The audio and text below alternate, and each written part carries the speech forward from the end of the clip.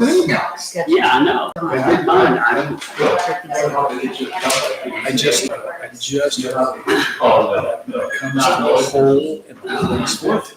This guy did. No, that's it, because I did the same thing. Okay. If he can do it. Don't make this. Welcome everyone to the Southwestern Village Council meeting. Today is Monday, March the 24th, 2025. Everyone please rise, put your hand over your heart and join us for our Pledge of Allegiance. I pledge allegiance to the flag of the United States of America and to the republic for which it stands, one nation, under God, indivisible, with liberty and justice for all. Please be seated.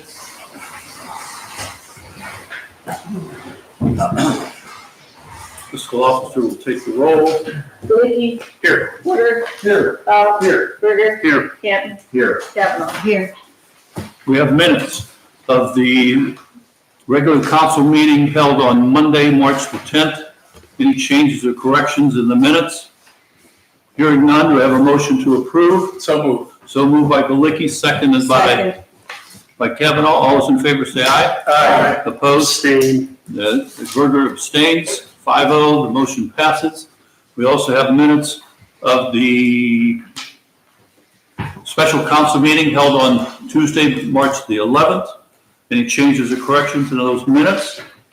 Hearing none, do I have a motion to approve? So moved. Moved by Galicki, seconded by Bell. All those in favor say aye. Aye. Opposed? Abstain. Berger abstains. 5-0, the motion passes. All right, the minutes are approved. We have two visitors with us tonight. Don Rice is making his annual visit. Don is the Geauga County Board of Developmental Disabilities Director. He has been with us every year about this time, and we're sitting here tonight watching it snow again, Don. So some things have never changed. The candy's still good. So the floor is yours. Give your name and address again, and the floor is yours. I'm Don Rex, Superintendent of the Messebaum Center. The address there is 8200 Cedar in Chesterland. I personally live in Newberry, 15815 Arbor Trail in Newberry. Thank you for having me. We try to get out every year, put a name and a face to an entity. And I, as a superintendent, simply try to make sure that if you have any questions or if you have any problems, you know who to call. I'm the guy who will make sure that we fix whatever is there. If you look on that page that I handed out, the phone number on the bottom, if you call and answer Don, you're gonna get me. And, we'll take care of whatever there is. Last year, we served 1,133 people. Our youngest was a newborn, our oldest is about 92. Obviously, the services you give to a newborn is not the same as you give to a 92-year-old. If you know somebody who has a child who's born with a disability or a suspected disability, please have them give us a call. We have speech therapists, OTs, PTs, developmental specialists. We'll actually come into their home. If we don't ask them to come to our site, we'll actually come to their home. They'll answer questions. If they have something where it's just a suspicion, we'll come in and answer, yeah, that's normal or that's not normal. Here's some things we can do. Ideally, we'd love to see those children catch up to their typical peers and be able to go into school and not be part of our long-time services. About half the time that works well. That's the idea. We'd love to see that happen. If we can start early, if it's a hearing issue and we can deal with the hearing issue, a lot of times all the other issues get caught up. If it's something along that lines of a speech issue, if we can get that taken care of, they'll be typically functioning. Once they reach school age, we kind of take a back seat to the local schools. We work with them, but we're really more support to the families, providing summer camp support, providing respite, equipment care, things like that we need to provide them. But the school takes the main lead in providing the services for the school age children. About age 14, we come back into play and we start to bring in some of our services to take a look and say, is this individual going to go to work? They're going to be in a workshop. What are their needs? What are their goals? And we'll help them find employment if that's where they go. 10 years ago or so, a little over 10 years ago, we had about 35. Today we have about 190 working out in the community, actually working regular jobs. We're real proud of that and watching our clients go out and work in the world where we all do. They make their friends there, and it's great to see. They're integrated. A little older, they get up to being 50, 60, 70, mom and dad no longer can provide the care. Either they're too heavy or they're too infirmed or whatever the case is. Mom and dad can't lift and bathe and do those type of things. We start providing a lot of those cares, 24/7 care, about 200 people that we provide 24/7 care for. Somebody who's 92, obviously mom and dad aren't around. They've outlived mom and dad a long time. So that's really where a lot of our expenses and services have shifted to in the last 20 years. It used to be different, but a lot of that's had to shift. Just like all the rest of us, they live longer. Their lifespan is just expanding up and catching up to the rest of us, basically. What would you like to know? What type of questions would you have? I live this, breathe this, so I can answer all kinds of questions, but I want to know what you want to know. Publicity, getting the word out. I'm kind of talking to the TV because the Screen Valley Times reporters watch, and I'm trying to get them to connect with you. Sure. Do you still run into cases where nobody knew that the services were available, or is that We daily? still have some kids who are school age who will pop up on the screens, and a lot of times somebody moved in and they didn't come up in the area. We really try to focus ours on the youngsters, the 0 to 3 population. We actually have a lot of social outreach and social programs where people come along. We have something called Movement with Music, which is our former music teacher who works with the youngsters and has a music program. It's open to everybody. It's open to people who are eligible and not just typical public. A lot of times we catch people who are in there and say, Johnny or Susie is having a little bit of problem with this. We address this.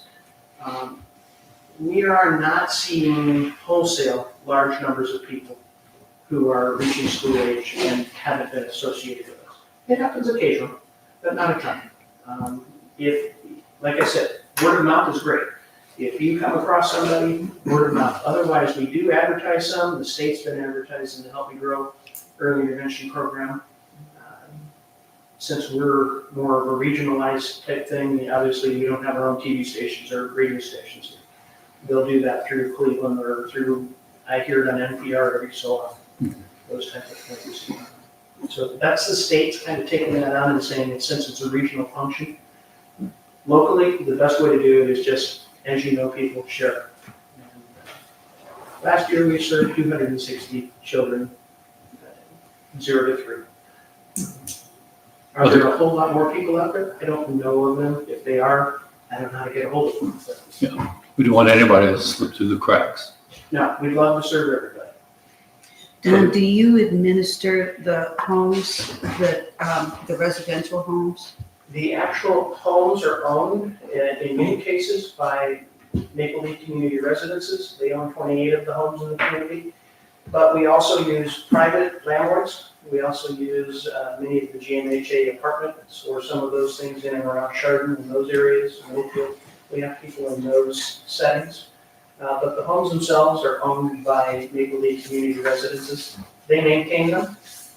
If you have a situation where you say, listen, there's a home in our community that's owned by Maple Leaf, and we have a problem, please call me, because I'll certainly call Maple Leaf and get them on it. You shouldn't be able to tell the difference between a home that is serving people with developmental disabilities and the neighborhood. They should be kept up well. The actual services that happen in the home are done through third-party entities. We call them private providers, contractors, private companies, and sometimes just private individuals who are doing that and get paid to provide the 24. So Metzenbaum doesn't actually do the hiring and the staffing of those? No. Would that be more from JFS? No, that's through the state. All of those would be state licensed folks. Okay. The state took over that about 2002, making that answerable to them instead of being answerable to the county boards. That's because they use Medicaid dollars in many cases, and the states maintain the Medicaid component of that. Okay. Now, we have oversight, and yes, we do pay some of the funding on that. We pay about a third of it. The federal government pays 2/3 of it. So we do have some functional in there. So we'll be checking and making sure that the services are being provided properly, but we don't get to choose the staffing. It's all done by someone else. Don, what kind of budget are you working with? We spent about $18.5 million, serving 1,133 people. What are your major sources of funds? Major sources of funds, 80% of our income approximately is local levy dollars. We get 4, 5, 6% every year. It changes slightly from the federal government, and we get, once again, about 5, 6% from the state. Most of that money is passed through because we're passing that through to the local school districts. So depending on the number of people you're serving, that goes up or down depending on their eligibility. The balance of what's left over is coming through like the rental agreement or the lease agreement that we have with West Geauga where they're using the bus garage. Other people who are renting our facilities or that type of income is our other sources. Okay. But without the levy, there's no way we pass anything. Anything else? I'll do my usual plug, having volunteered to build a deck on one of your homes in a very nice neighborhood. Again, the house looked like every other house in the neighborhood. I don't think anybody knew you were there, but they probably did. But it's just nice how you blend into the neighborhoods. That's the way it should be. You shouldn't know that it's a DD house. Other than the fact that you might see somebody in a wheelchair or somebody who's ambulatorially challenged. Okay. Any other questions for Don? Thank you, Don, for coming. Thank Thanks you. for the candy. Thank you for your service. See you next year. We appreciate it. Thank you, we'll see you next year. Unless you can just see me before that. All right, Carrie, we're going to jump over you to the mayor's report. We'll come back because the chief should be back in a few minutes. All right, pass it around to you now. This is the mayor's report. Just some things to remind you. I'm not going to go through all of this.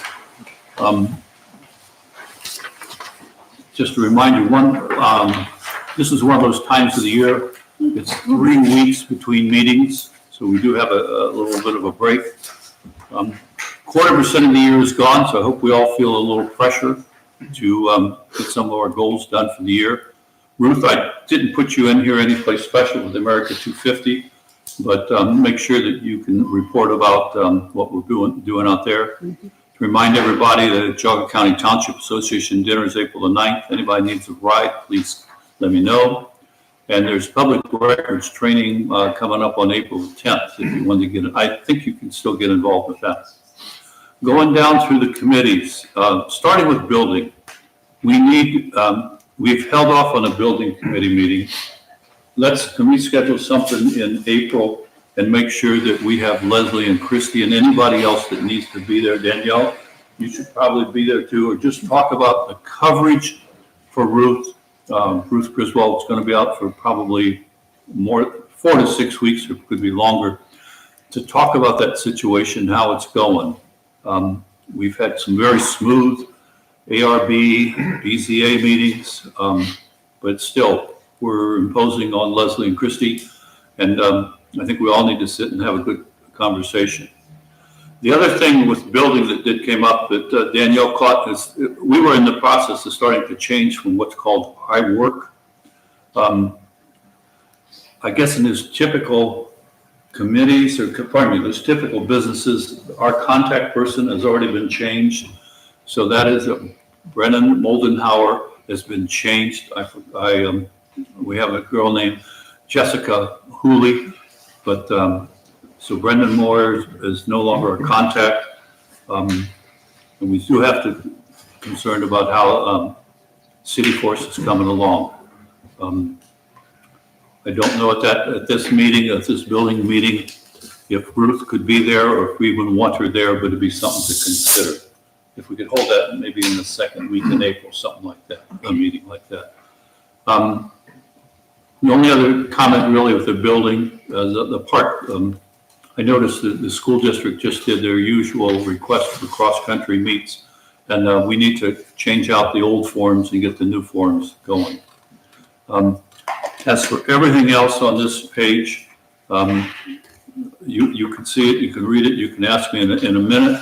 Let's flip over to the back, and Public utilities, it should say MS4 report, KG Pond, solar panels, and there should be a blank.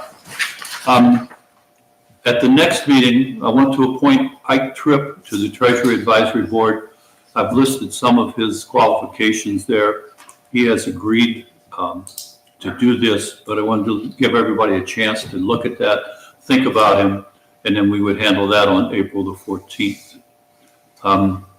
Also coming along below Ike is Brad Kane to the South Russell Village Board of the Building Standards. This is a committee that has never met, but we need to have it. And he has agreed to serve as a serve on this board. This board is designed, if someone questions what we're doing in the building department, this is how they would question it. The other person that came up was John Ovesic, be on the Board of Building Standards. He'll be coming to the next building committee meeting just to get a feel for the building department. He's one of these residents who came out of the newsletter, just said, hey, I'd like to get involved. So I had him watch some of the ARB, the BCA meetings, and to get a feel for what goes on there. And his qualifications are there. And unless there's a big issue of with any of these three, we will handle these three at the April 14th meeting, but I wanted to give you the information ahead of time. Okay? We're going to move on. We'll go through the fiscal officer, questions of the mayor.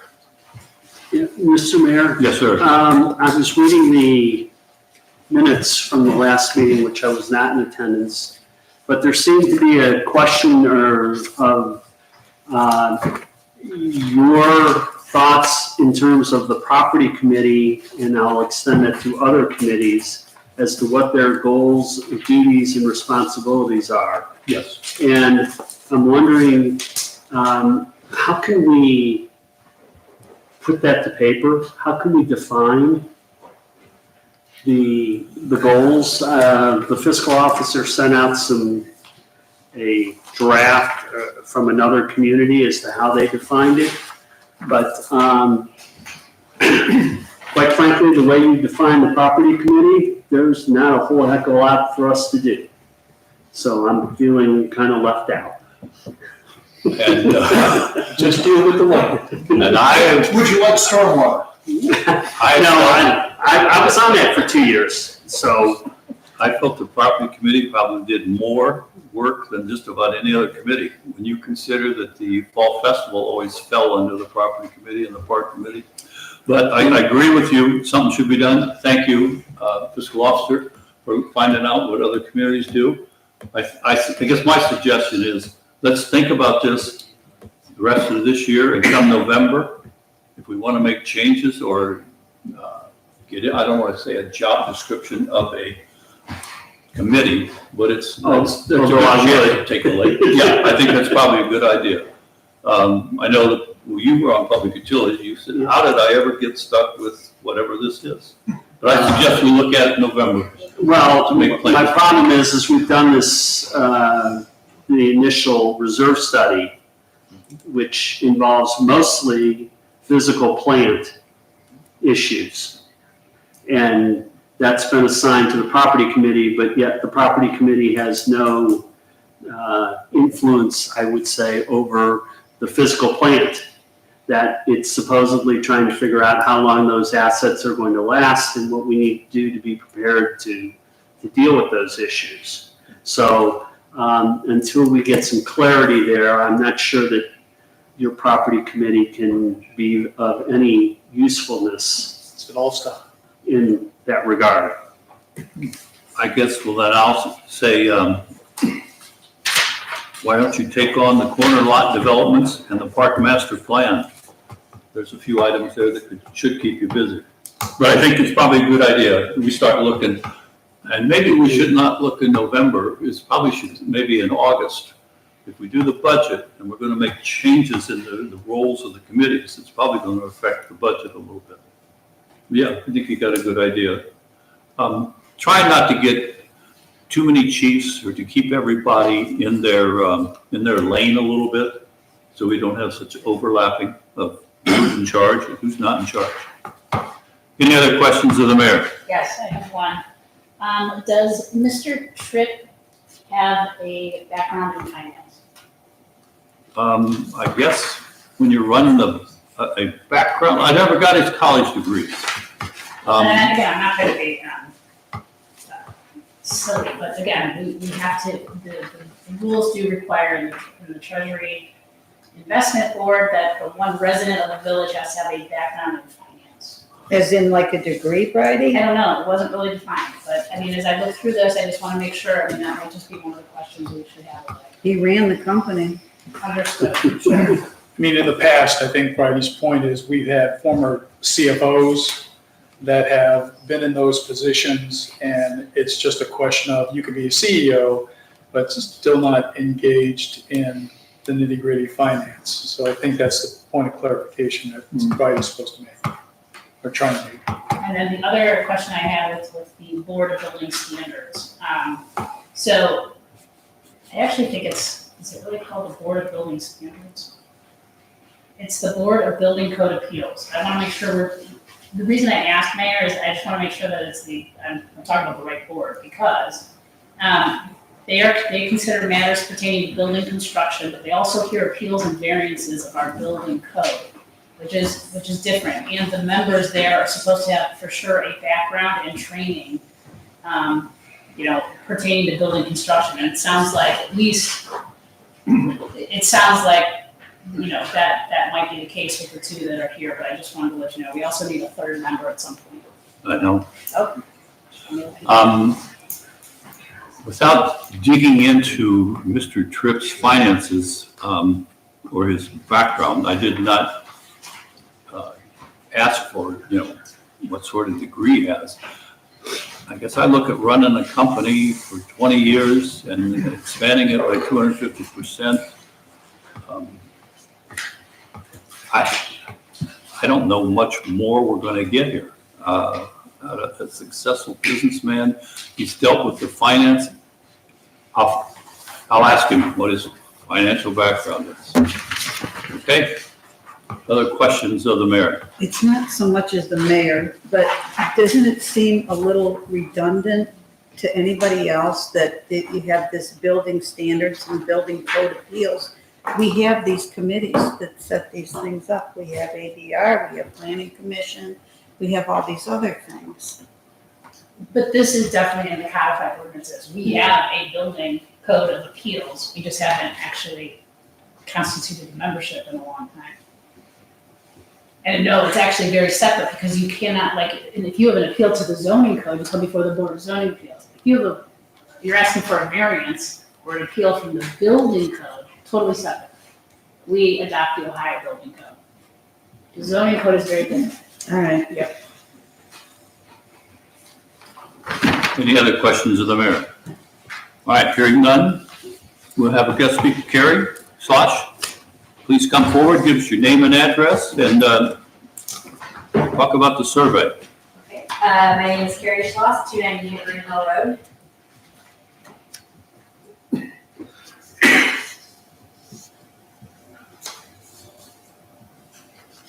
I like your farm. Beautiful Southwest.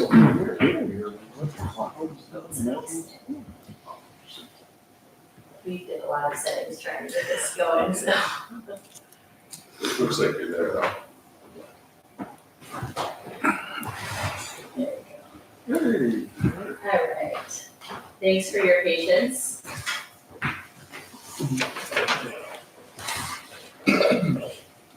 Okay, and I'm here as a representative of the Southwest Subcommittee for Safe Pedestrian and Bicycle Transport. And as you know, you gave us approval to go out and survey the community. And we had the survey open from November through February, and we're coming today bringing the results to share and our recommendations. So just a reminder that the South Russell Committee for Safe Bicycle and Pedestrian Transport, we are an ad hoc committee. We were formed in October from a recommendation from Mayor Coons, and then thank you for your unanimous support for forming our committee. Our goal was to evaluate and plan for safe bicycle and pedestrian transport through community engagement, safety education, and infrastructure improvements. And I just want to highlight, these are some of the duties that we shared with you when you approved our formation. The first two, engaging and learning from the community about bicycle and pedestrian safety needs, and that's really what this survey was about. And so that's the information I'm going to share today. And thank you also for approving funding to put together a master plan with an engineering firm, because also we are hoping that this information and the community's voices will come forward to inform the safe bicycle and pedestrian access plan for trails. So the purpose of this survey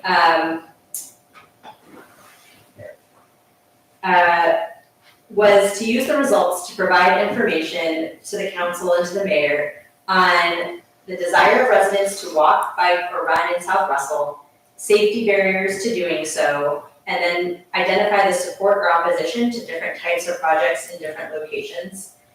And so those are the three things that we've built the survey around. That's the information we were trying to gather, and that's what we'll share back today. So we'll be in those three segments. And then we also proposed that the results could inform a phased action plan for projects in South Russell Village.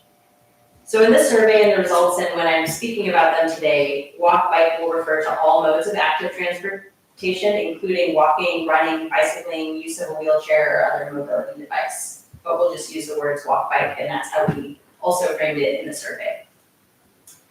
So we really tried to get the word out about this survey. We wanted to make sure we got a representative sample of everyone in the community, and we tried to get this out as widely as possible. It went out in the South Russell Village newsletter. We put it on all social media channels that we had access to through our committee, which has about 60 members. So we really tried to use people's channels, whether it be through their Facebook groups, through the kids in schools, or just getting the word out to their neighbors.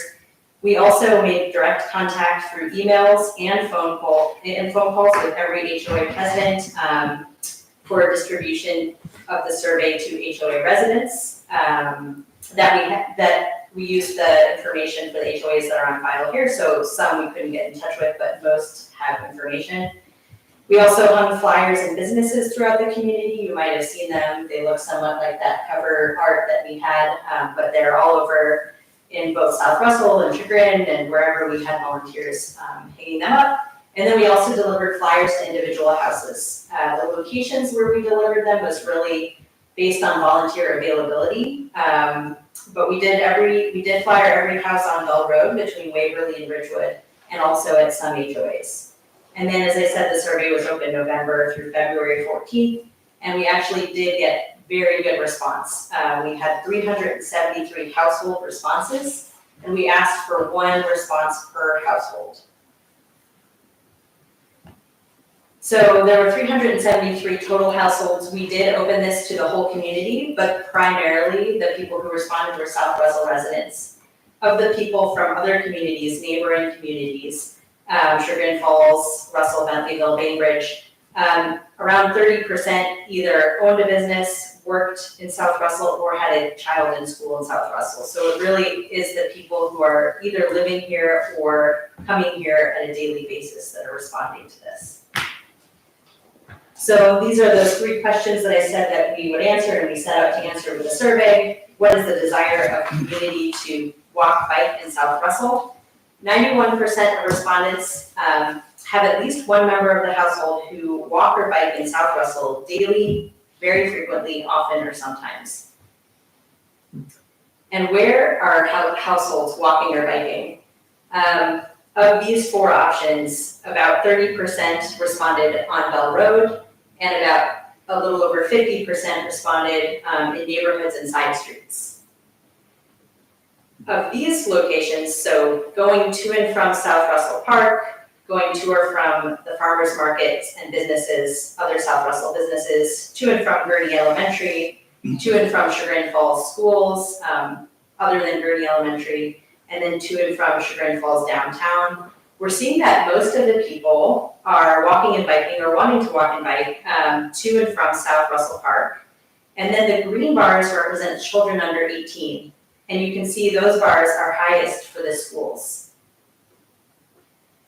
So what we've found from this, what is the desire of the community to walk, bike in South Russell? 91% of households walk or bike in South Russell, at least sometimes. 56% of pedestrian and bicycle use was within neighborhoods. 30% of bicycle pedestrian use is on Bell. And most pedestrian bicycle transport is to or from South Russell Village Park. And most pedestrian bicycle transport among children is to the Chagrin Falls schools. So what improvements would cause residents to walk or bike more often in South Russell? So we asked about various segments of roads to see what were barriers or what infrastructure improvements would help reduce those barriers and allow people to walk or bike when they want to, and maybe aren't because of safety reasons. And you'll notice the pattern on these slides will be really similar even as the locations change. So this is along Bell Road, east of 306. Most people responded that if there were off-road paths, and then secondly, if intersections or crossings were safer, they would bike or walk more often in this location. That's true also to get to and from South Russell Village Park. It's also true for Gurney Elementary, and to farmers markets and businesses in South Russell. And then also to downtown Chagrin Falls via Bell Street. So what improvements would enable residents to walk or bike more often in South Russell? The key insights we gained from that are that off-road paths are the #1 infrastructure improvement that would allow the community to bike and walk more often to all destinations. Safer intersections and crossings, including crosswalks and signals, are the second most cited improvement that would allow the community to walk, bike more often to all destinations. And off-road paths and safer intersections and crossings to and from South Russell Village Park would allow the most community members to walk, bike more often. So 250 households said that if there were off-road paths, they would walk or bike more often to that destination, which was the highest. Although all of them were pretty high. It was 10 or 20 higher than some of the others. The next thing that we asked was what was the support or opposition for different improvements in different locations. And these are the different locations we asked about. We asked about A, which was Bell Road east of 306, B, which was the segment between Gurney Elementary and South Russell Park, C, which is the segment on Bell Road between South Russell Park and Chagrin Falls, D was connecting Gurney Elementary to 306, and then without a letter on the map there, we also asked about Washington Street in purple in the lower left corner. And then we also asked about some crossings.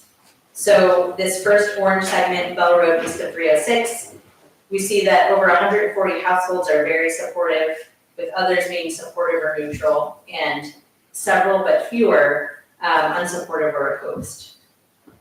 These patterns hold true across the board. We see a lot of support on Bell Road between Gurney Elementary and South Russell Village Park, with over 180 households very supportive and another 60 supportive.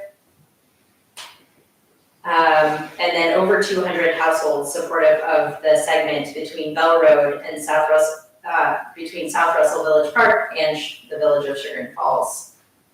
Now this is about pedestrian signals and crosswalks at the intersection of 306 and Bell.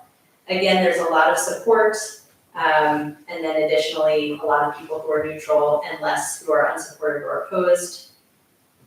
Same is true for the intersection at Bell Road and Gurney Elementary. We're seeing just a lot of support for that as well. And then East Washington Street, so that's that purple segment. About 130 households are very supportive and another additional around 60 that are supportive, and several that are neutral as well.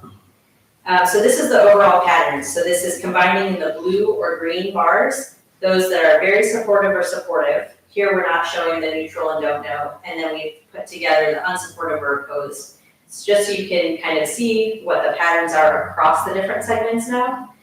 So there's support for paths and infrastructure improvements seems to be both broad and enthusiastic, regardless of the segment. But there's the highest support for off-road paths on Bell.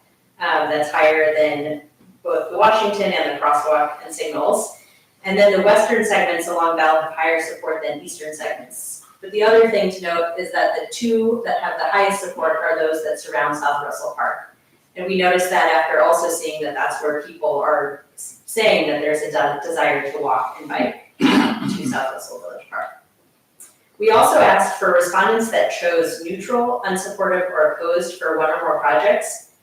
Would they be likely to support infrastructure improvements in those areas if partially funded by a state or federal grant? And 60 households would change their answer from neutral, unsupportive, or opposed to supportive. There's another 30 that would not have changed, and then more people also need more information. So our key findings from this section around the support or opposition to different improvements in different locations is that there's significant support for all off-road paths and crossings. Support is highest for off-road paths. Support increases in the western segments. The highest support is in both of the segments that are connecting to South Russell Park, from Gurney Elementary to South Russell Park, or from Chagrin Falls to South Russell Park. And then 60 households would move from neutral or opposed to supportive if improvements were funded by grants. So for those that were supportive or unsupportive or opposed, we also asked, we gave an open-ended question. And so we did hear comments, both positive and negative, or kind of unrelated sometimes. But what we did was aggregate all the concerns that we heard. And we found that they fell into 3 different categories mostly. One was about maintaining the rural character of the community. A lot of residents who are opposed to this are very concerned that they want to maintain the rural character of the community. Another concern that we're hearing is cost. And last was whether or not it was sufficient that Bell Road was already widened. So we have thought about how to address some of these concerns. We thought that in our recommendation about how to do this kind of infrastructure, were we to move forward with this, would be to ensure the rural character is a key component of the design. And so that's why it's so great that we're doing a master plan. We can make sure that it is designed. And these are just a couple of pictures of rural infrastructure, bike and walk infrastructure in different locations.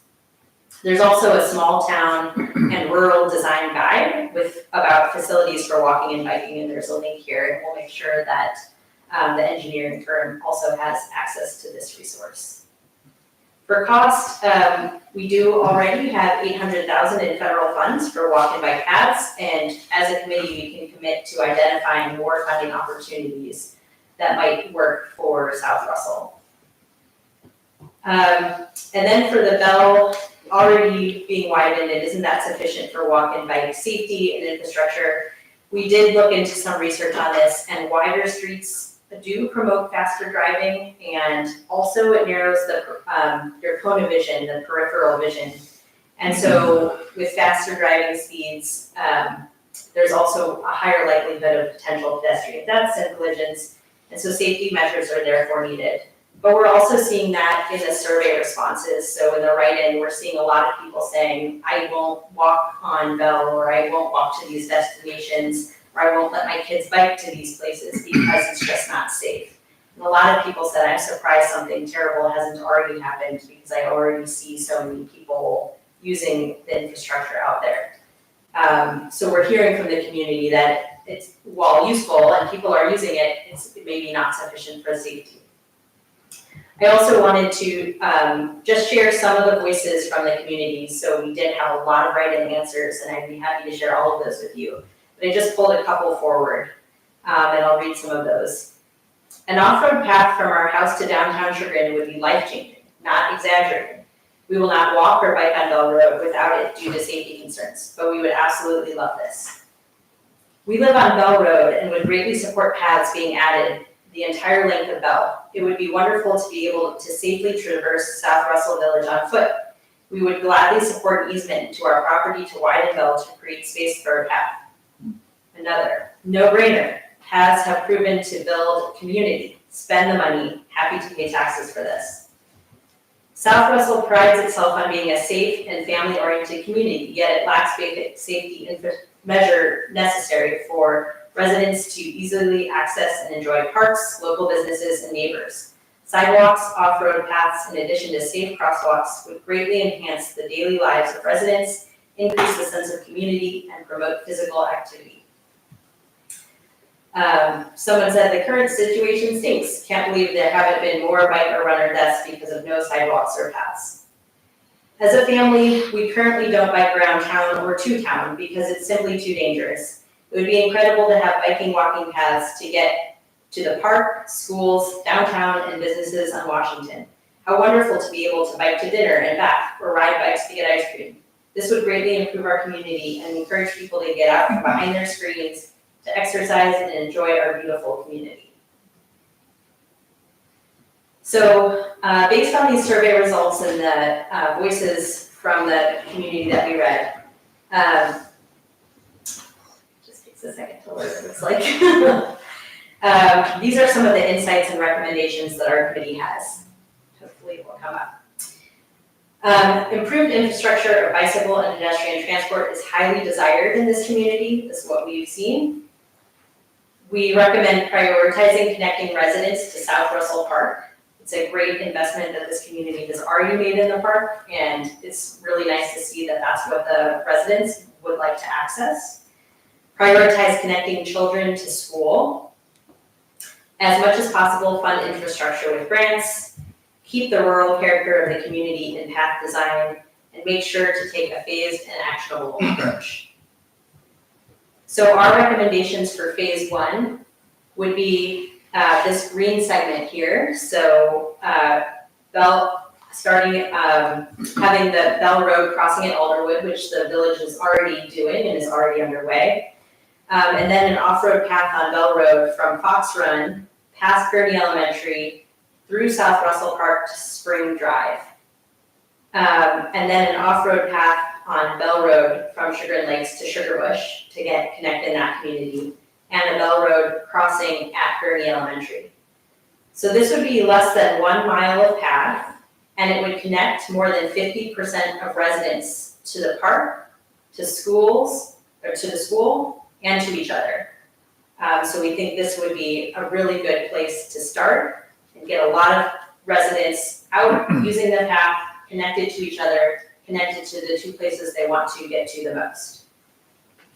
And then for phase 2, we recommend an off-road path on Bell Road from Spring Drive to Sugar Falls, so finishing that connection west, all along with an off-road path on Bell Road from Sugar Lakes to 306, so also moving that path east, and then crossing at 306 in Bell Road, and an off-road path on Bell Road east of 306 to Sunridge. Phase 3 then would be an off-road path and crossing on Washington, and also improved infrastructure in neighborhoods and HOAs. So people do want the improved infrastructure, and in the comments, you'll see specifics on some of that. But because it doesn't help as many residents, it's kind of specific to neighborhoods, we recommend that for a later phase. That's it. I'm happy to take any questions. I'd like to thank you for the survey. It was very comprehensive. Very much so. A lot of work. Good start. It looks like 30% of the households in South Russell responded approximately. Right, because I think there's around 1,400, yeah. It's exactly 27%, yeah. How many people who live on Bell Road responded, if you happen to know offhand? Yeah, we don't, so we asked for the 2 closest cross streets, and so many of them did respond as Bell, but often they were the HOA, we don't know if they were on Bell or not, actually. So. I saw that one comment from at least one household. They obviously live on Bell. Right, Okay. yeah, so only if they volunteered that information in a comment would we know. Yeah, I'd say this absolutely wonderful. You all did your homework and due diligence. I'm thoroughly impressed. I guess I wonder what the next steps are. I see this all, I get excited, but I don't know what the next steps would be. Well, my hope is that, oh, sorry.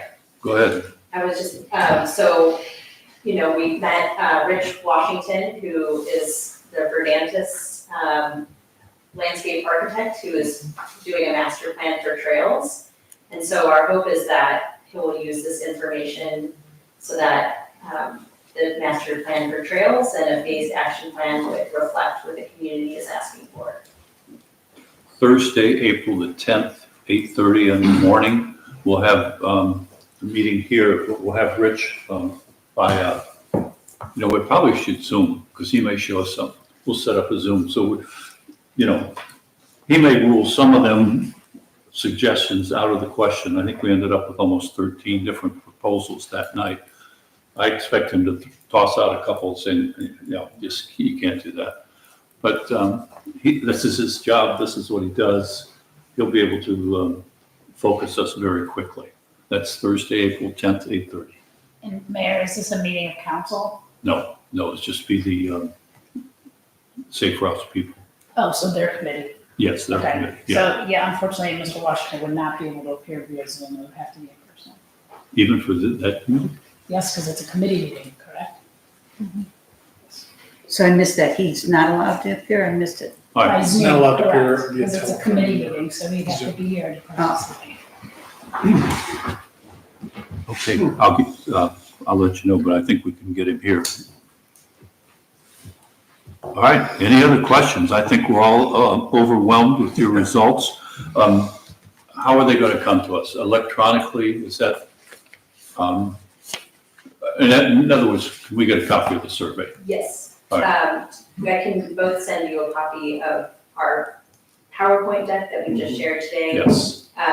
If you also want the raw comments, we can aggregate those for you as well, so you can kind of read what people are saying. All right, we don't want to overwork you, but I think we would like them both. Okay, yeah. All right, thank you. Any questions from the audience? Since I recognize all of you and I know you're all Safe Route people, so here's your chance. Any questions or concerns or comments that we need to know about? Okay, Catherine Garvey. Catherine Garvey, I'm a Sugar Falls resident, but just want to applaud this group. I think to get so many South Russell residents to weigh in is really powerful. And I was here for the meeting a couple weeks ago, so I think there may be 10 people here with some additional insights, and I guess some of them may have taken the survey, but it's just a great initiative, and I know that your community and Sugar Falls residents that want to access South Russell Park as well, and be able to go from Sugar Falls to Gurney Elementary. Really appreciate that this is being seriously considered, and love the idea of strategic planning. I think one of the things that maybe can be the death of projects like this is when they're too all-encompassing. And so the idea of phasing and really thinking about prioritizing is not only respectful to the taxpayers, but actually creates a project that is more doable and actionable. Catherine, what's your address? 70 East Washington, Thank you. Sugar Falls. And I imagine you have the scars from things that you would have, could have, should have done differently that you gladly shared with us. We appreciate it. Anytime, happy to consult. We Right. did a similar thing in Sugar Falls, for those of you who aren't familiar, back in 2009. And I think, actually, if you don't mind, I'll have one more comment. There is often vacillating federal funding out there and state funding available. And one of the things that I would encourage you in developing your plan is to be very thoughtful that you're thinking ahead about what types of grants you might want to apply for, because they all have different barriers to entry. And so you want to make sure the work is captured now. For example, the plan we did required a certain number of public comment sessions. That would be an example. There's data that you need to gather on crashes for certain types of grants. So it's hard to predict all of them, but I know that your engineer has a lot of experience in that area. So I guess my point is you may be doing some things in the strategic plan that you're thinking, why are we doing this? And it might be so you can get federal money later. Did you use a grant writer? No, I wrote the grant. Ooh, okay. Rick Smith. Yeah, Rick Smith, 36 Forest Drive. I'm just looking forward to Rich Washington's presentation and see what he comes up with. It just scares me at the last meeting we were talking about, once you get federal money or state money, you have to go by their regulations. And I bike a lot. I do all the bike trails in the Northeast there, and it looks nice when you see the bike trails with the line down the middle and all that, but those two pictures weren't someone's front yard, unfortunately. So, I mean, once you start taking money from the feds, you got, well, I think last meeting we said like 16 feet of easement. That's huge. So I think that's gonna be the hard part. You know, do we take money and maybe not get it, or we don't take their money and do something smaller like sidewalks? It would be interesting, I'll continue that on. The first part being from Gurney down to the park, that impacts the least amount of homes. You almost can't get less than that. That next segment that goes to Chagrin, it'd be interesting to know, and we have no way of knowing if they responded. That's a big chunk out of front yards on Bell Road. Plus the cemetery, you have to traverse that. Touch my son. We would never get Question for Catherine, if you don't mind. Catherine, were you engaged in the actual planning for the Chagrin Falls pathways? I'm not sure, but so I started the Safe Routes to School program. Okay, but I'll cut to the quick on on Cleveland Street, as you go down towards the paper mill, Right, there's a cantilever bridge, right. and That was one of our proposed improvements. That was our top priority improvement in our plan. And I can understand that because that's a narrow road but I was wondering, and I would anticipate that may be an issue we may have to consider, whether it's around the cemetery, whether it's over wetlands or whatever as we go forward. Do you have any idea what that cost, that bridge, just bridging the Chagrin River?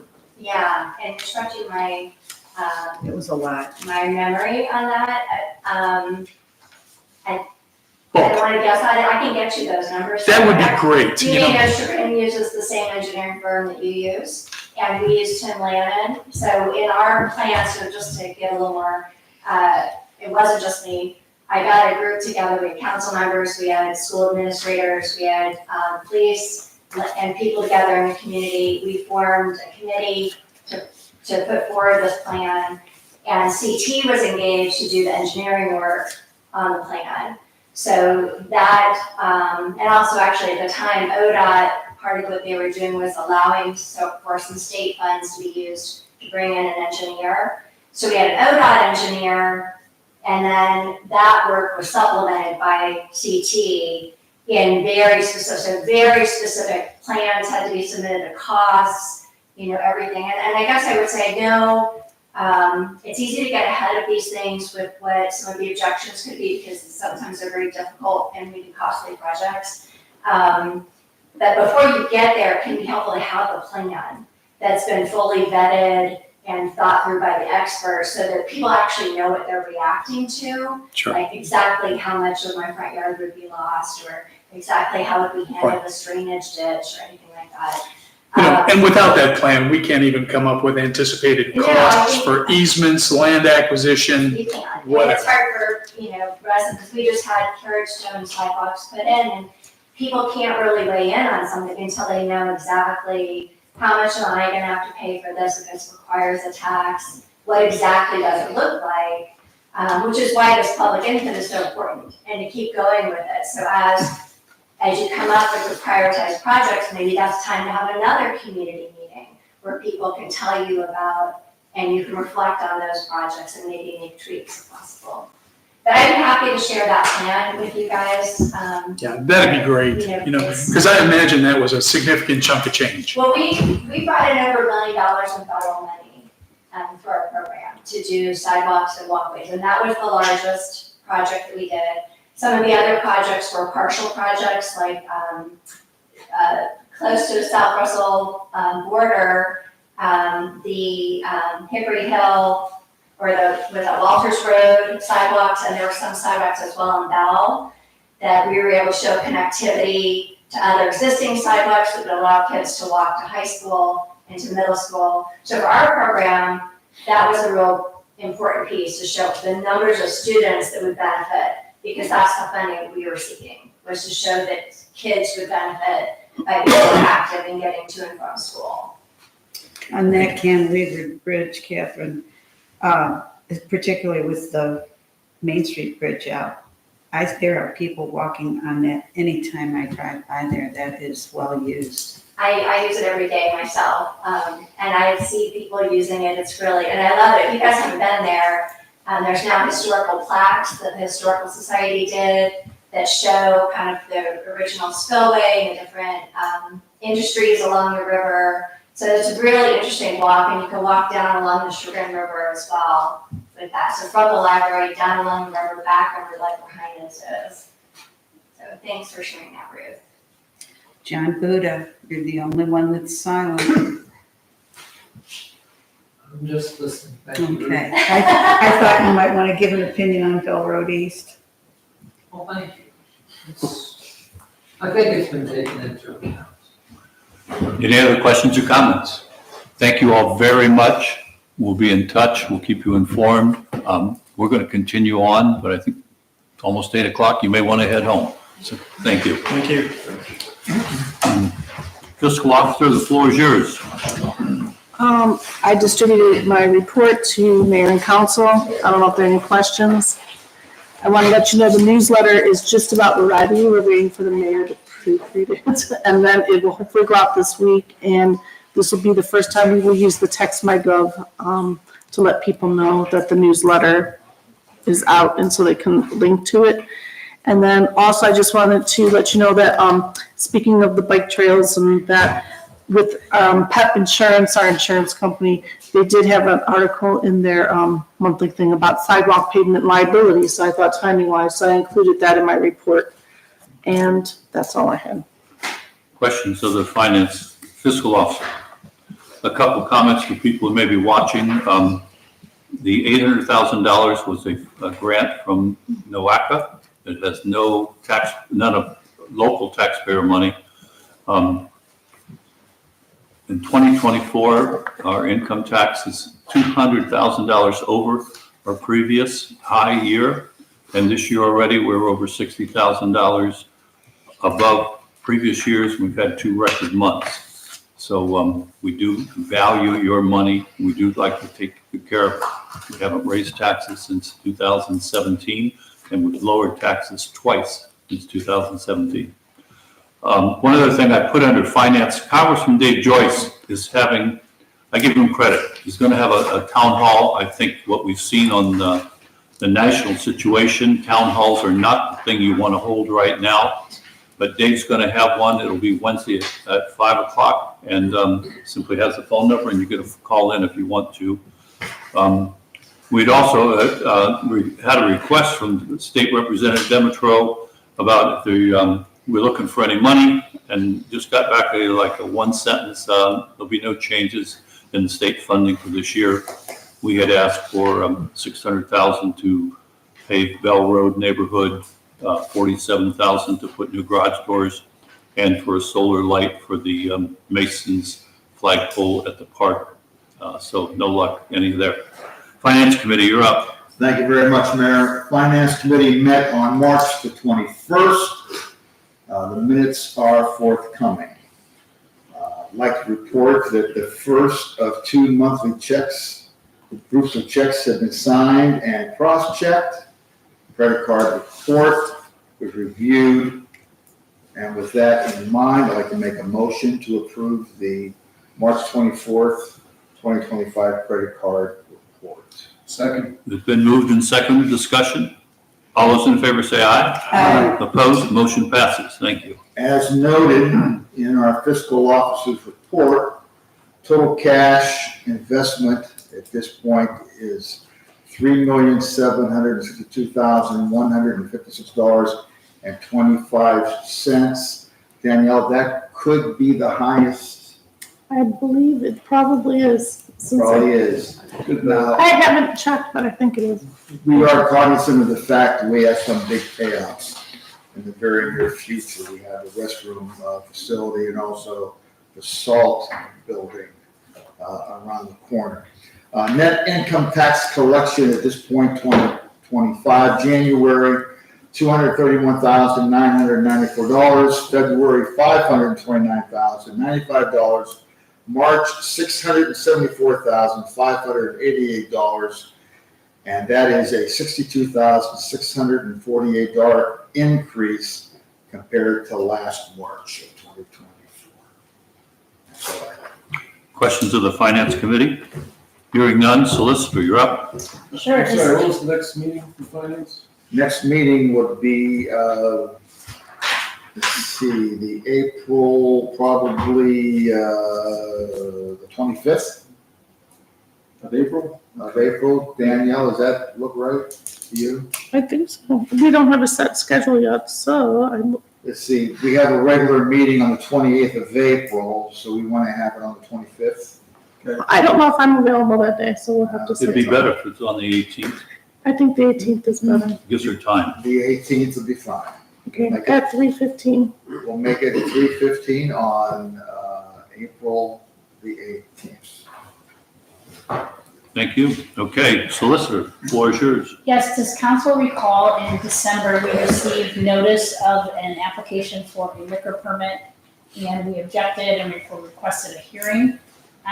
The hearing dates have been set, or actually, basically, the Department of Commerce is asking what dates we are not available. They've given us a certain amount of dates to have a hearing, and it would be virtual. But before I go on and continue with this, the actual applicant, as I understand it, let Christy Tryon know that they have sent an application to cancel the request. Now, I haven't received confirmation yet from the Ohio Department of Commerce, and I'd like to first get that confirmation before we just, figure, oh, there's no hearing. But if possible, if we could have at least a council rep who might be available either April 24th, 25th, 29th, or 30th to attend this virtual hearing with me, is on Teams, and they would send us a link and that sort of thing. I don't have the times at all yet. These are just the dates. They wanted to know if any of these basically will not work. I think what they're saying is these are the 4 dates that are available, and tell us which one you are not available. So then kind of by deduction, they're going to set it for that date. So it's the 24th, 25th, 29th, and 30th. And I think, Mayor, I can't remember, I apologize, but I think you mentioned some that were not available for you. I think the 24th is the only one I am available for. It's my wife's birthday, right? Okay. I'm gonna lie. But we'll make it work. Okay, but again, I think that the next report I will have is that this has been canceled. And I do know that I believe the applicant is, going to be withdrawing their application before the BZA or has withdrawn. So, Okay. just letting you know. I believe he has withdrawn because we're doing the release. Okay. So, but again, I still want to get confirmation from the Ohio Department of Commerce before we just say, hey, that hearing is also getting canceled. So, that's it. Questions of the solicitor? Street Committee.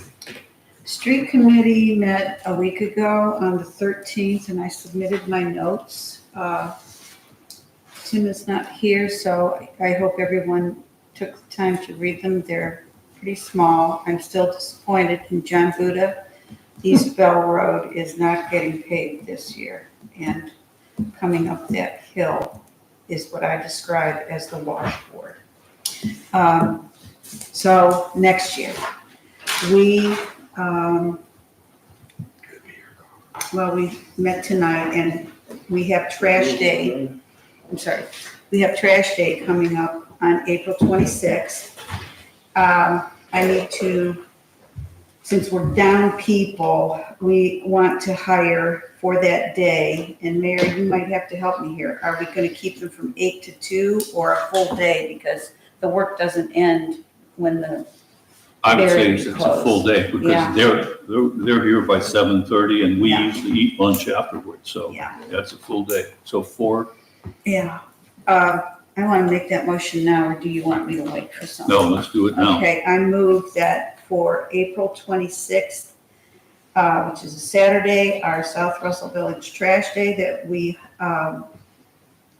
approve hiring 4 assistants from other local service units to help us on Trash Day. So moved. Second. Discussion? All those in favor say aye. Aye. Opposed? Motion passes. Thank you, Ruth. I don't think I'm quite done. Hang on. Streets. Yeah, I guess that'll do it for now. Questions of the street committee? Some of you may not have heard Jeff Pausch, the street committee guy, or street employee that injured his shoulder. He's going to be out. I was during the old HR street committee meeting trying to get in touch with him. He's out for at least 12 weeks. His surgery was on March the 7th, which means the best we could probably do will be Monday, June the 2nd, that he could come back. Right now, he's not even allowed to button the button. But Chrisbel, we didn't decide, and we don't have a policy where somebody like that has to have a physical, or we just go on the doctor's note that he can come back. Our policy says physical. Our practice has been that in order to return to work, they have to have a note from their doctor that they can meet the qualifications of their job. Okay. No physical required. But by the doctor saying it, that would be basically the same. Correct. We should be okay then. All right? You know Thank what, I changed just one more thing for Trash Day, for those of us that are gracefully over the age of 60. You can call the county number, and if you have items that they can pick up, you have to register with the Department of Aging. So you would call the county number and ask for the Department of Aging. And that's an annual thing. So if you were registered last year, they want to verbally do that every year. And I've done that already. Having them come at the driveway and pick stuff up to go is a wonderful service. It's perfect.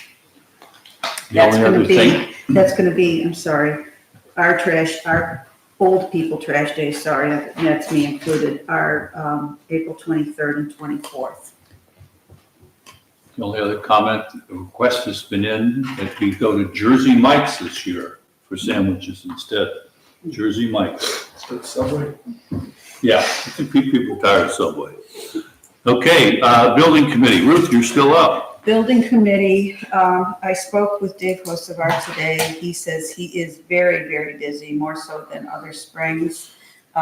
We're really hoping that Ruth can come back, and we appreciate the use of Leslie and Christie to keep the place open and to serve the builders and contractors and residents to come in. So this is a trying time, and thank you, Danielle, for extending that. We appreciate it. Questions of the building committee?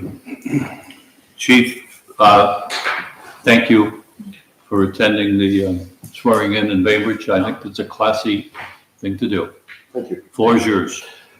I don't know if anybody had a chance to review the safety minutes, but I added an additional document, which was the quote from ADP regarding their IT services. Safety is still working on this. We're going to have a meeting with another vendor next month for our safety committee meeting. But the grand total for ADP to take over police department services is $85,392.83. That's the project grand total.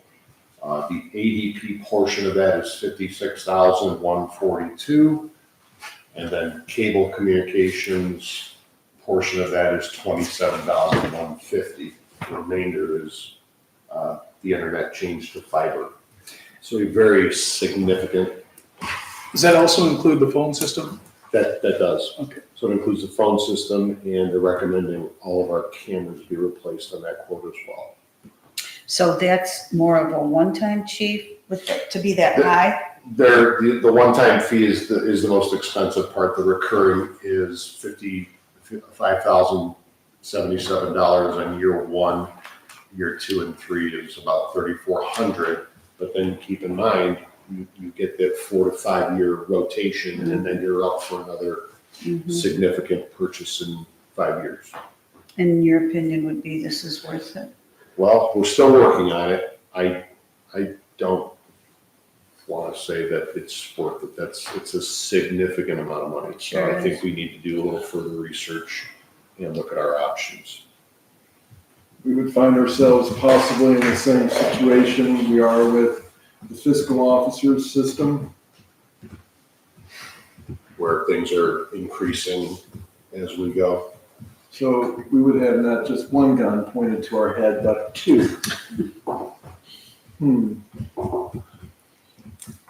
you stay after? Sure. I have a comment to you later. Yep. I look forward to safety's recommendation on the topic down the road. Thank you. Questions of the police chief? Safety committee. Safety committee met on March 13th. Chief provided the minutes for everyone. On that note, the committee is looking to a few alternatives to the ADP proposal, including speaking with the provider who works with the Russell Township, making sure we do our due diligence, because I think there's also the ADP version, correct me if I'm wrong, should be an annual fee of about $5,000. Yeah, year one is 5,000, and it drops down after year 2 and 3 drops down to 3,400. Right. Okay. And then right now, the way the department is working, please again, Chief, correct me when I say this wrong. You're connecting to Geauga County Sheriff through a VPN with them, and while you're connected to that VPN, you're being monitored by ADP anyway, at no cost to the village. Correct. So all of our computers now are facing toward Geauga County Sheriff. We are using CrowdStrike that ADP provides to Geauga County, who provided it to us. So in a sense, we are being monitored right now. We just don't have an IT contract provider for the police department at this point. Those are just some of the details we're working through right now. Yeah. And we obviously want to do what's best for the cybersecurity of the village, but also the bank account. I'll also add that when you're talking about these significant computer purchases at the 4 to 5 year point, we are currently doing that. We've been doing that over the years as part of our regular budget. So we budget for computers during the course of the year. You don't notice an impact because it's happening within the normal budget.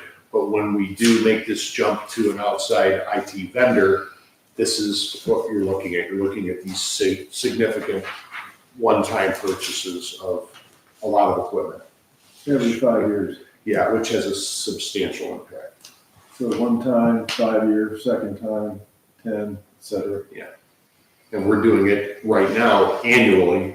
We replace a computer or two here or there, 2 to 3 computers every year. And we're on a rotation that's a little easier to manage, a little more palatable than $85,000. I've got lots of notes here, trying to figure out what order I want to go in. For the next meeting, we'd like to move forward. I should have done it for this meeting, move forward, bring back the golf cart legislation and move on with that, right? We don't need to make a change, right? I think we've done that already. It's already been adopted. Yeah, we're done. Oh, okay, my notes said we'd bring it back. Okay, we're good. Well, never mind my notes. One order of business, I'd like to make a motion to acknowledge the resignation of Kaylee Gavin-Titti. Second. Discussion. All those in favor say aye. Aye. Opposed? Motion passes. Chief, how long was she with us? About 2 years. About 2 years? With Kaylee's resignation, we are soliciting applications for one full-time officer in conjunction with soliciting applications for at least one part-time officer, maybe 2, who knows? We'll see what we get. There is a meeting scheduled for April 7th at 5:30 PM here between HR and safety to do some interviews of candidates we have on the docket so far, and maybe some more by April 7th. With that, we've gone out to advertising already for those full-time and part-time positions. So I'd like to, would it be a motion to ratify? Yep. I would like to make a motion to ratify the approval of advertising for the open positions in the police department. Second. Moved and seconded, discussion. All those in favor say aye. Aye. Opposed, motion passes. Our next regular safety meeting is April 17th at 8 a.m. in the police department. Pending any commentary or additions from Councilman Galicki, that's all I have. None from Galicki. Any questions of the safety committee? Hearing none, the HR committee. HR committee. We met tonight with the streets committee, and we will be meeting again with the streets committee on April 7th at 4:30 p.m. to continue our discussion about the possibility of a part-time or full-time employee, or going out to advertise for a part-time or full-time addition to the service department. We have some homework to do before we get to that decision, but we'll be meeting again in a few weeks. Our next regularly scheduled HR committee meeting is April 15th at 7:30 a.m. Here at Village Hall. Pending any additions from Councilman Berger? None. That's all I have. Questions of the HR committee? All right, we're at the property committee. Property committee will meet tomorrow morning, March 25th at 9 a.m. I'm not sure what we'll talk about, but we'll try to find something productive. And that concludes the report. Questions of the HR committee? No, just a Property. notice that, I'm not sure that the address is 1550 Bell, but one of the old century homes that was built over has been raised while you were gone. And you need to drive by and look at it, just because. Okay. Just east of Snyder. Yeah, second house past Snyder. On Bell? Mhm. Speeds. Well, it didn't look like a century home anymore. And we have hope with the new property owner. It has a nice barn behind it. Okay. Any other questions to the HR committee? No, properties. Property committee, you already went too, right? I went, so we're at parks. We're at park committee. Okay, so, Councilwoman Kavanaugh has been working on my behalf to set up a meeting for the Parks Committee. With a very underwhelming response. So hopefully. Continue to work on that. We do have the issue of, the Chagrin Falls Middle School cross-country team. They have made an application, maybe not in the proper form, but it is for meets on August 26th, September 24th, and September 30th from 3 p.m. to 6 p.m. at the park. And a motion to approve the use and waive the pavilion rental fee for those events. So moved. Second. Discussion. Do they park in Kearney? No, No, Where do they park? no, we squeeze them in. on the grass. Yeah, yeah. How many teams are there? If it's the inaugural one, and it's middle school, everybody comes out. It's, I don't say hundreds, but we had cars everywhere. They have their own little committee. In fact, Chief and I and Street Commissioner were discussing earlier, they had their committee who did the parking. They got guys that, Okay. I mean, we had Chief Dietzel from Moreland Hills and Leffer, the fireman from Chagrin. They just took care of it. Okay. Yeah. And vote. All those in favor say aye. Aye. Opposed, motion passes. All right, That concludes the report of the Parks Committee. okay. Questions of the Parks Committee? One comment, the next time we meet as a council, I believe, is April 14th. And by that time, we hope to have our new restroom. We do, you are correct, Jerry. It will be ready at the end of this week. Will it be delivered? And if Tim were here, he'd have to address that. All right, Public Utilities Committee. The Public Utilities Committee, notice the sun has been shining of late, which I think is a good thing. We've got confirmation from Yellow Lights that our number has been accepted. Does that sound right, Danielle? They acknowledge that we've registered for our grant, but they haven't gotten back to me yet if we're getting anything. So they received it, the application, but I Okay. haven't heard yet. So maybe in the near term, we'll get some money from the feds, possibly, but we're now holding our breath, we're waiting for more sunshine. Okay. The next meeting for the Public Utilities Committee, Jerry, I was thinking about April 11th At 3:15. at 3:15. That's great. And we will discuss not only the ongoing projects, but also, I saw in the minutes that the tree issue for the neighbors directly to the south of Village Hall came up last time around. Do we need more discussion on that, Mayor? Jerry? I think that the committee determined that it's something we should probably do. Okay. I'm good with that recommendation. Is there any reason to hold off on that, Mayor? Yeah, I guess if you're gonna plant trees, it'd probably be nice with a stake in the ground and say where they're gonna go. Well, as I mentioned at a previous meeting, we have to have it written. Should be staked out, should have the homeowner and CT representative, our engineer, and whoever else will be there to do it right. And it should be planted, the trees should be planted on village property.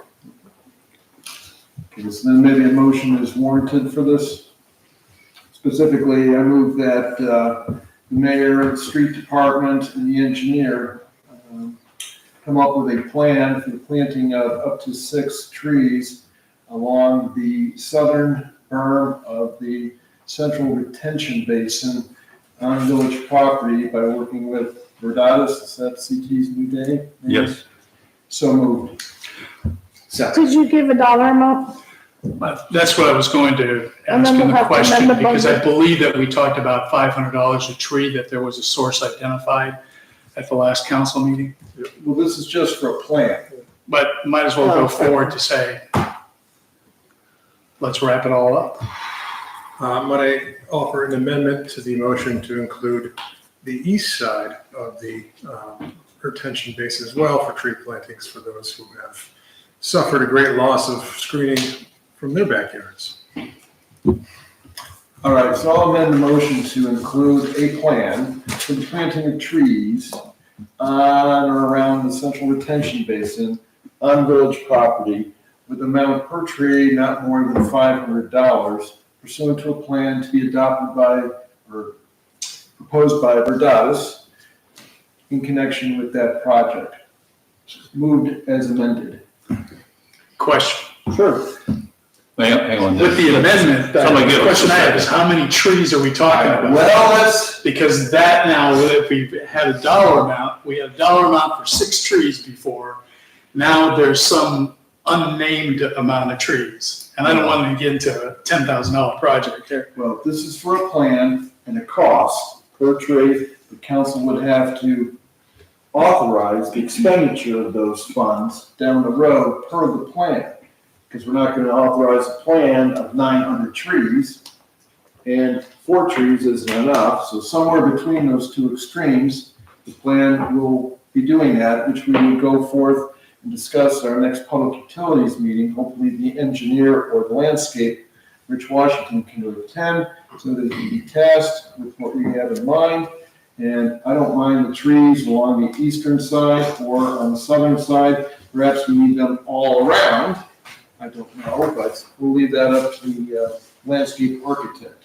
The other question I have is, given the fact of the limitation of the properties committee now dealing only with land, isn't this better introduced by the chair of the properties committee.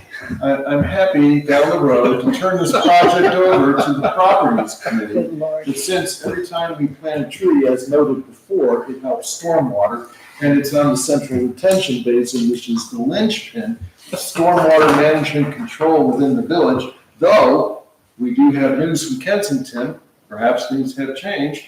That is how I would paint the motion. Wait, I have a question on that.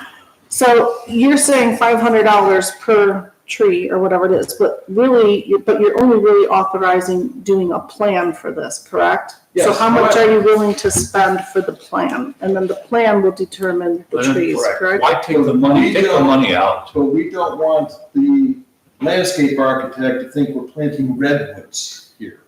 So it's a $500 cap on the cost of the trees per tree. But then how much is the cap on the development We do plan? not know, but we're not going to. We did note it too, it was modified with the other. Well, when council decides to act in different ways than the original thought, so be it.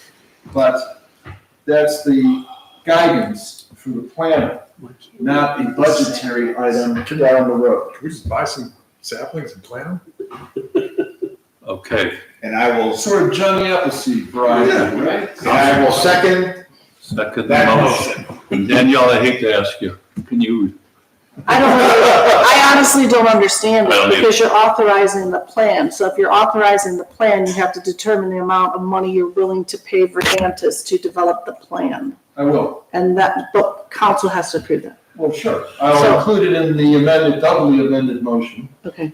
I think $10,000 for the plan would be more than sufficient, not more than. For a tree plan? He's saying no more than. No more than.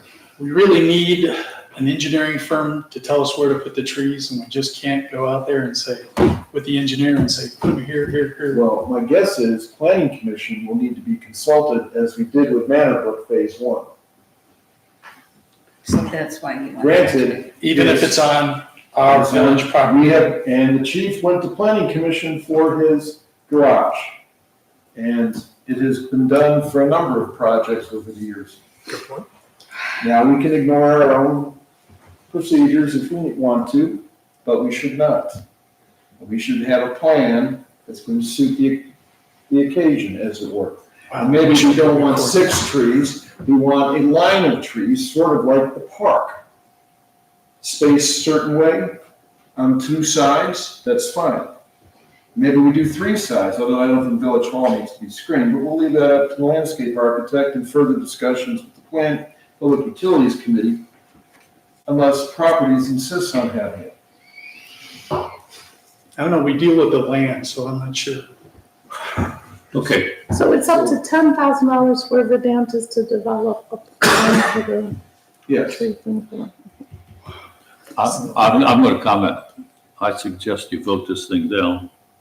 I should say, why don't we have a new motion for Verdantis to work with the council to develop a plan for trees in the village. Leave it at that, because we'll probably be back this summer with trees in behind the salt dome. The other thing is, when we put arborvitae's in at Manor Brook, it was $1,000 a tree to be planted. I don't know if you want to do arborvitae's, but saplings take 20 years to grow. That's my opinion, but we're ready to We can get some vote. quick growing If you could try to repeat, to paraphrase the motion, and we'll vote on it. I'll be glad to redo it. How's that? Let's make sure we know what we're talking about. Clarification, please. I move that the mayor, fiscal officer, and engineer enter into an agreement with Verdantis with regard to the production of a landscaping plan for the central retention basin to focus on the south side and the east side of that basin for the purpose of planting trees and screening the adjoining properties at a cost to the village for Verdantis not more than $10,000. As a guideline for trees, $500 per tree. So moved. Second, Jerry. And I second it. Second discussion? Yeah, point of order only. is that we had a previous motion that was moved and seconded.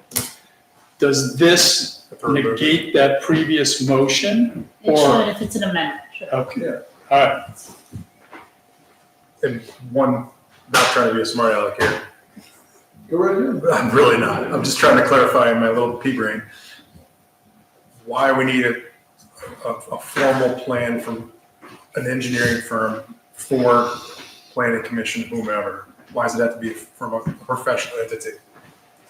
I think that, Dennis, you correct me if I'm wrong, but I'm not too sure when it was, but didn't you object of an activity because we didn't have a written plan? I'm not sure, and I don't know what you're referring to, so I can't address it. One of us may have objected without a written plan, but I can tell you, the planning committee will review a written plan from an engineering firm for landscaping in a far more positive light Than us than doing a it. hand-drawn on a cocktail napkin. Okay. And to your point, Jerry, sometimes we have plans, sometimes we don't have But plans. the reason Depends on the why, way the wind is blowing. the reason why I initially promoted a written official plan is because of what you said about an event, a subject we were going to do. It could have been trees. Well, the only thing that An came up actual plan to come up. is when Mark first brought up the issue of the resident wanting the trees, okay? He indicated to me that the plan showed the trees on his property. Okay. That may have been an error, that may have been hearsay, Initially, yeah. but the fact of the matter is that my point at that time was, if we are planting trees, it shouldn't be on private property, it should be on the public property of the village. I That's agree all. 100%. But it's a shame we had to spend money to create a plan. If having a plan is better than not having a plan in general. So if you go to planning commission with a plan, it will probably be viewed more favorably than if you don't. Right. And when this initially came up, we don't need a plan on somebody else's property, I don't think. On our property, we should. And it started off as a few trees by a house, now it's going to be some larger project. So let's have something in writing by a professional who says, this is the right type of tree, given the soil conditions and where it is and all that stuff. And then we go ahead and evaluate it, whether it's worthwhile or not, and worthy of being presented to the planning commission to solve the problem that was originally identified. Bearing in mind that 20 years from now, if we do have solar panels in the central retention basin, the trees will block the sun. Just a real quick clarification, this will not go before planning commission. It's on our property, it has nothing to do with our property. It's because when Manor Brook had to go before planning commission, because that was on an easement. And the conditions of the easement, if you recall, planning wanted trees in certain spots, and then, so that's very different. It will not go to planning. But that doesn't mean that you can't have a plan. I'm just telling you, it will not go before planning commission. I'm glad we don't have to do that, let's have a plan anyway. Okay, all those, Can I ask for a roll call vote on Yes, this, please? all right, Galicki, roll call. Nay. Porter, Aye. Bell, Berger, No. Canton, Aye. Kavanaugh. Aye. Motion passes 4-2. All right, anything else for public utilities? I think that's it, Mayor, unless Councilman Canton has more to add. Are we to look at the tree trimming by the electric power lines?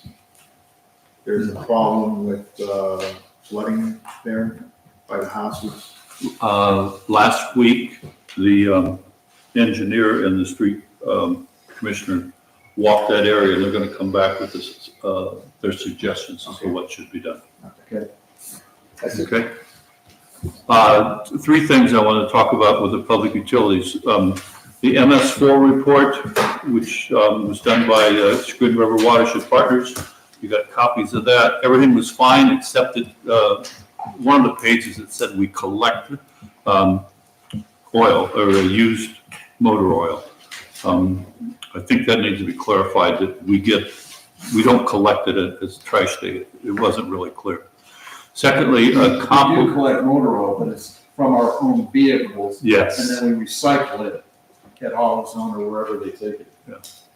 a compliment to the previous Public Utilities Committee.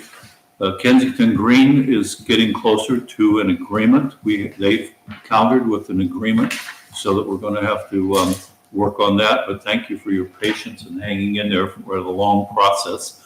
And, Councilman, Porter mentioned the solar panels. Excellent. Okay, the next two, Ruth, you have these next two ordinances. Please read them, read one at a time, and I think we can, declare an emergency and waive readings on the first two that I've looked at so far. Introduce and consider for adoption an ordinance repealing ordinance number 2024-76, approving a 5-year facility services rental agreement between Cintas Corporation and the Village of South Russell for shop towels and mats only in an amount not to exceed $21,900, authorizing the street commissioner to execute the agreement on behalf of the village and declaring an emergency. So moved. Move to waive readings. Move to waive readings. Second, Second. roll call. Galicki. Aye. Porter. Aye. Bell. Aye. Berger. Aye. Canton. Kavanaugh. Aye. Move to adopt. Move to adopt. I'm slow. I'm sorry. Second. Galicki. Aye. Porter. Aye. Bell. Aye. Berger. Aye. Canton. Aye. Kavanaugh. Aye. Okay, a compliment to the solicitor to dig through this, was just trying to figure out what we could and could not do. I appreciate your time and efforts on this. Keep going, Ruth. Introduce and consider for adoption an ordinance approving the participating addendum between the Village of South Russell and Canon USA for the purpose of participating in the NASPO program for multifunction devices and related software, services, and cloud solutions relating to the copier for the building department purchased from Lake Business Products, ratifying the mayor's execution of such participating addendum on March 11th, 2025, and declaring an emergency. Move to waive readings. Second. Roll call. Galicki. Aye. Porter. Aye. Bell. Aye. Berger. Aye. Canton. Aye. Kavanaugh. Aye. Move to adopt. Second. Galicki. Aye. Porter. Aye. Bell. Aye. Berger. Aye. Canton. Aye. Kavanaugh. Aye. Okay, ordinance passes. Chris Bell, the next one's yours. Safety. Introduce and consider for adoption an ordinance approving the proposal and payment terms between the Village of South Russell and Rubik Tree Service LLC in an amount not to exceed $700 for tree trimming, topping, and thinning of certain trees near the village's solar-powered school zone flasher, authorizing the mayor and fiscal officer to execute the proposal and payment terms on behalf of the village, declaring an emergency. Move to waive further readings. Second. Roll call. Galicki. Aye. Porter. Aye. Bell. Aye. Berger. Aye. Canton. Aye. Kavanaugh. Aye. Move to adopt. Second. Galicki. Aye. Porter. Aye. Bell. Aye. Berger. Aye. Canton. Aye. Kavanaugh. Aye. Ordinance passes. Next one, the HR. Chris. Introduce and consider for adoption an ordinance approving the renewal of the Workers' Compensation Service Agency agreement between the Village of South Russell and Sedgwick Claims Management Services Inc. in the amount of $465 for the services for the annual contract period beginning July 1, 2025 for the Ohio Workers' Compensation Group Rating Program and policy year for the group rating enrollment for January 1, 2026 to December 31, 2026, authorizing the mayor and fiscal officer to execute the agreement on behalf of the village, declaring an emergency. Moved away further readings. Second. Roll call. Galicki. Aye. Porter. Aye. Bell. Aye. Berger. Aye. Canton. Aye. Kavanaugh. Aye. Motion to adopt. Second. Galicki. Aye. Porter. Aye. Bell. Aye. Berger. Aye. Canton. Aye. Kavanaugh. Aye. Ordinance passes. The bills list. Jerry. Thank you, Mayor. Motion to ratify the bills list of 3/14/25 in the amount of $124,533. Need a second. Second. All those in favor say aye. Aye. Opposed, motion passes. New other, Danielle. Galicki. I do have one thing. I'd like to invite the other council members to join me in contributing to the Harvest for Hunger program. We come from a very affluent community in South Russell, individually and collectively.